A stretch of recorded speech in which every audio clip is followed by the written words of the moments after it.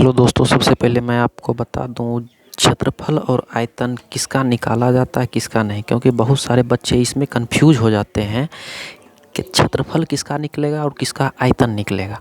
सबसे पहले मैं बता दूं, जिसका वन डायमेंशन हो, डायमेंशन मतलब बीमा होता है, जिसका वन डायमेंशन हो उसका सिर्फ पेरीमीटर निकलेगा, सिर्फ लंबाई निकलेगा। जैसे एक धागा हो गया, सिर्फ उसका लंबाई निकलेगा क्योंकि उसमें वन डायमेंशन है, एक बीमा।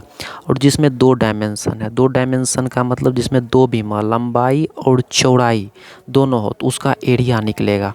और जिसमें तीन डायमेंशन हो, तीन डायमेंशन लंबाई चौड़ाई और ऊंचाई, उसका पेरीमीटर भी निकलेगा, एरिया भी निकलेगा और वॉल्यूम भी निकलेगा। जैसे हम देख रहे हैं आयत, इसमें दो डायमेंशन है, लंबाई भी है चौड़ाई भी है, तो इसका परिमाप, परिमाप का मतलब पता होगा आपको। परि मतलब होता है बाहरी और माप मतलब होता है मापना। बाहरी माप जैसे मान के चलिए 8 किलोमीटर ये डिस्टेंस होगा, 4 किलोमीटर ये डिस्टेंस होगा, तो 8 किलोमीटर यहाँ जाएंगे, 4 किलोमीटर यहाँ जाएंगे, फिर इसके सामने ये 8, फिर 8 किलोमीटर यहाँ, 4 किलोमीटर, इसी को परिमाप कहते हैं, तो आपको पता होगा। और इसका परिमाप का फार्मूला होता है 2 × L + B, जो आप लोग को आता होगा। अब देखिए कॉन्सेप्ट क्या है, क्षेत्रफल। क्षेत्रफल हम उस सभी चीज़ का निकाल सकते हैं जो 90 डिग्री यहाँ पर कोण बनाता हो। और ये दोनों भुजा जो है, साइड जो है, ये दोनों का एवरेज पता होगा। दोनों का योगफल करिए नीचे और ऊपर दोनों बीमा को बाई 2 इंटू हम क्या कर देंगे, हाइट कर देंगे। तो यहाँ देखिए, ये मान चलिए L है और ये भी क्या है, L है, तो L + L/2 इंटू हाइट, तो क्या हो जाएगा 2L/2 इंटू हाइट। 2 कट गया तो क्या हो जाएगा L इंटू हाइट, मतलब L इंटू B कह सकते हैं या हाइट कह सकते हैं, या हाइट नहीं B होगा, ब्रीथ इसको मान लीजिए। अब देखिए, तो इसलिए आयत का जो क्षेत्रफल होगा लंबाई गुने चौड़ाई होगा। और किसी भी चीज़ का आप निकाल सकते हैं, जैसे यहाँ से देख लिए, यहाँ एक समलंब चतुर्भुज ले लेते हैं। आप लोग जैसे इसको रटते होंगे आमने सामने एक भुजा ये वो, तो उसको नहीं करना है, आप सिर्फ देख लीजिए। जैसे इसका मैं हमको हाइट दे दिया है और यहाँ कुछ भुजा का लंबाई दे दिया A और ये B, तो इसका हमको जो क्षेत्रफल निकालना होगा, ये दोनों का एवरेज निकालिए, A + B/2 इंटू क्या कर दीजिए, हाइट हो कर दीजिए, यही मेरा क्या हो जाएगा, क्षेत्रफल हो जाएगा। इसी तरीके से परिमाप, त्रिभुज का परिमाप आप लोग को पता होगा। ये परि मतलब बाहरी और माप मतलब मापना, तो 3 इंटू साइड कर देंगे। उसके बाद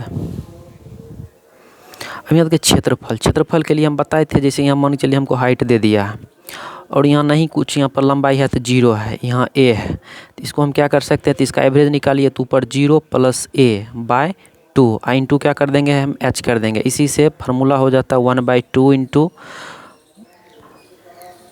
A इंटू H, जिसके मतलब 1/2 गुना आधार गुने ऊंचाई, जो हम लोग याद करते हैं। अब देख लीजिए वृत्त का जो परिधि होता है आप लोग को पता होगा 2πr। इसी को हम क्या कर सकते हैं, इसको हम खोल कैसे करेंगे, तो वही लंबाई जो होगा वही परिधि होता है, जिसका फार्मूला होता है 2πr। अब देखिए हम क्षेत्रफल की बात करें तो वृत्त का जो क्षेत्रफल होता है वो πr² होता है। अब πr² कब होगा, जब इसका एंगल कितना डिग्री हो, 360 डिग्री हो, तो 360 डिग्री बराबर πr²। इसी तरीके से आप 10th में पढ़ते होंगे, नहीं ऐसे दे दिया, यहाँ पर 60 डिग्री दे दिया, 90 डिग्री दे दिया, तो यहाँ देखिए 360 डिग्री बराबर πr², तो 1 डिग्री इक्वल टू कितना हो जाएगा, πr² बटा 360।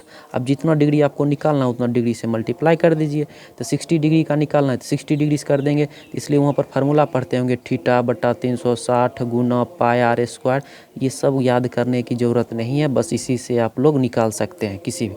अब जैसे देख लीजिए, आपको आया बेलन का जो पृष्ठ क्षेत्रफल होता है, इसका आप समझिए पहले पृष्ठ का मतलब क्या होता है। जैसे हम आप लोग को समझाने की कोशिश कर रहे हैं, जैसे मान के चलिए ये एक आप देख रहे हैं, आप पेपर है जिसको हम फोल्ड करके बेलन का आकार दे दिए हैं। अब जब इसको हम खोलते हैं तो ये देख लीजिए, ये एक लंबाई और ये चौड़ाई, अगर जो ये आयत रहता तो हम कह देते लंबाई गुना चौड़ाई, लेकिन जब इसको फोल्ड करते तो ये बेलन बन जाता है। और जिसका ये भाग जो होता है ये वृत्त होता है, और इसी को फोल्ड करेंगे तो ये हो जाएगा। तो इसका लंबाई हमको निकालना होगा, तो इसका लंबाई कैसे निकलेगा, तो इसको बनाए हम, जब इसको फोल्ड किए तो ये वृत्त बन गया। तो वृत्त का ये लंबाई निकालने के लिए हमको परिधि निकालना पड़ेगा। तो वृत्त का परिधि होता है 2 पाई r और इसका हाइट दिया हुआ है, हाइट तो h होता है। तो इसका हमको पृष्ठ का क्षेत्रफल, सिर्फ पृष्ठ बोले, पृष्ठ का मतलब होता है सिर्फ ये जिसको हम अभी छू रहे हैं, ये बाहरी, ये लेटरल सरफेस एरिया जिसको हम कहते हैं। इसका पूछे तो इसका डायरेक्ट आप लिख सकते हैं नीचे 2 पाई r इंटू h कह सकते हैं। अगर जो पूछ ले संपूर्ण, तो संपूर्ण में क्या हो जाएगा, ये लेटरल तो होगा ही होगा, ऊपर में जो वृत्ताकार है इसका क्षेत्रफल और प्लस नीचे में जो वृत्ताकार है इसका क्षेत्रफल। तो क्या हो जाएगा, तो लेटरल तो होगा 2 पाई r h और प्लस क्या हो जाएगा 2 पाई r स्क्वायर हो जाएगा, क्योंकि पाई r स्क्वायर एक ये और एक पाई r स्क्वायर ये, तो 2 पाई r स्क्वायर हो जाएगा। अब आयतन निकालने के लिए बेस्ट तरीका आप देखिए, कोई भी चीज़ का आयतन निकालने के लिए आप नीचे का सिर्फ क्षेत्रफल और ऊंचाई से मल्टीप्लाई कर दीजिए। तो बेलन जो होता है सिलेंडर, इसका नीचे वाला भाग कैसा होता है, वृत्ताकार होता है। तो वृत्त का जो क्षेत्रफल होता है क्या होता है, पाई r स्क्वायर इंटू हाइट से मल्टीप्लाई कर दीजिए h, तो ये आयतन हो गया इसका पाई r स्क्वायर h। याद करने की कोई ज़रूरत नहीं होगा। अब जैसे देख लीजिए गोला, अब बहुत सारे बच्चे इसमें कंफ्यूज हो जाते हैं, जो वृत्त और गोला एक ही है। तो हम आपको बता दें गोला जो होता है जस्ट लाइक ये देख लीजिए, ये गोला है, समझिए। तो इसका जो क्षेत्रफल होता है आप लोग पढ़ लिए होंगे 4 पाई r स्क्वायर। अर्धगोला का जो क्षेत्रफल होता है वो 2 पाई r स्क्वायर होता है, क्योंकि इसका आधा हो जाएगा। लेकिन कभी कभी पूछ देता है अर्धगोला का संपूर्ण क्षेत्रफल, तो अर्धगोला का संपूर्ण क्षेत्रफल, तो अर्धगोला का क्षेत्रफल तो पता है हमको, अर्धगोला देखिए गोला, इसका 4 पाई और इसको हटा देंगे तो इसका मतलब ये जो भाग है ये इसका निकलेगा सिर्फ 2 पाई r स्क्वायर। तो ये हो जाएगा 2 पाई r स्क्वायर। और संपूर्ण पूछ रहा है तो ऊपर वाला भाग भी हमको वृत्ताकार नज़र आ रहा है, तो इसको पाई r स्क्वायर एक और जोड़ देंगे तो क्या हो जाएगा 3 पाई r स्क्वायर। अब देखिए गोला का आयतन, तो आप लोग को पता होगा गोला का जो आयतन है 4/3 पाई r क्यूब होता है, और अर्धगोला का इसी में बाई 2 कर देंगे तो हो जाएगा 2/3 पाई r क्यूब। आज के लिए धन्यवाद, और अच्छा ट्रिक आपको बेस्ट ट्रिक लेके आएंगे हम लोग, और आप लोग को एसएससी हो गया या कोई भी वॉल्यूम आयतन जिसमें होगा उससे क्वेश्चन करा देंगे, और लास्ट में हर एक एग्ज़ाम का एनालिसिस भी करवाएंगे। ठीक है, आज के लिए धन्यवाद।